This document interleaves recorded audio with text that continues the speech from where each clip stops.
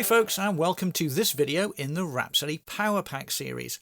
I'm Andy Lapping, and in this video I'll introduce you to a feature many of my clients have been asking for since Rhapsody was first created: diagram information boxes.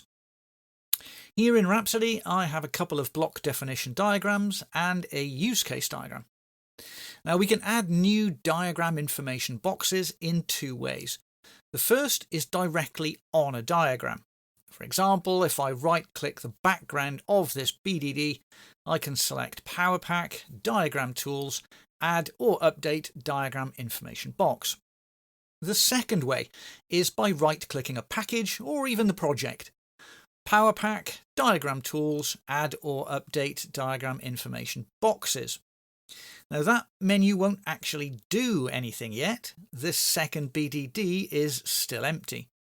The helper only adds new boxes if the owning package of the diagram has the appropriate property set, and there's one per diagram type.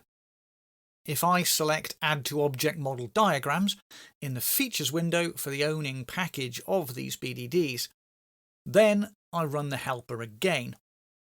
All the BDDs in that package now have diagram information boxes, but the use case diagram is unaffected. Now let's talk position.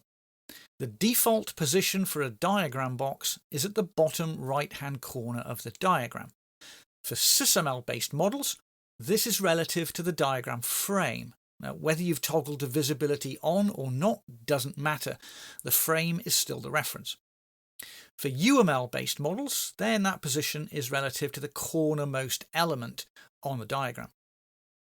You can change the desired position using a property, which you can set at project, package, or even individual diagram level.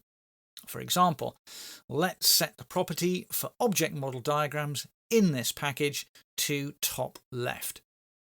Now, for existing boxes, that won't take effect immediately. There is another property which determines whether or not existing boxes are moved. Again, that can be set at any level, and it allows you to prevent the helper from moving a box that you've positioned manually. Let's set it on the package, and then once again we'll manually invoke the helper. Now I'll just do it on this one diagram, but you could of course run it on the package if you wanted. Up until now, we've manually invoked the helper, but there are two other ways to invoke it.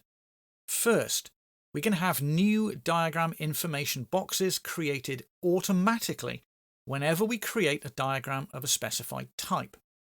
To enable that, we first set a property on the project, that's trigger on new elements. Now, that will trigger the helper to run whenever we create a new diagram, provided the add to property for that diagram type is also set. Since we set it earlier for object model diagrams, adding a new BDD will trigger the helper and it will create a new box. The second way we can have the helper invoked automatically is by setting the trigger on project save property to true, again at project level. Now that option won't ever create any new boxes, or it won't add existing boxes to diagrams if they've been manually removed from view. It only updates existing boxes. The content of the existing boxes will be updated if the diagram's been modified, but the position will only change if the auto move property has also been set. Since we set that earlier at the package level, if I change the position to, let's say, bottom left, and then simply click save, all of the boxes on the block definition diagrams in that package will move. Lastly, let's talk about content. By default, the diagram box has 4 tags: created by, creation date, last modified by, last modified on. And you can control the formatting of the dates using properties. Now, if you don't want all of these tags, or if you want to provide your own custom tags, then you can.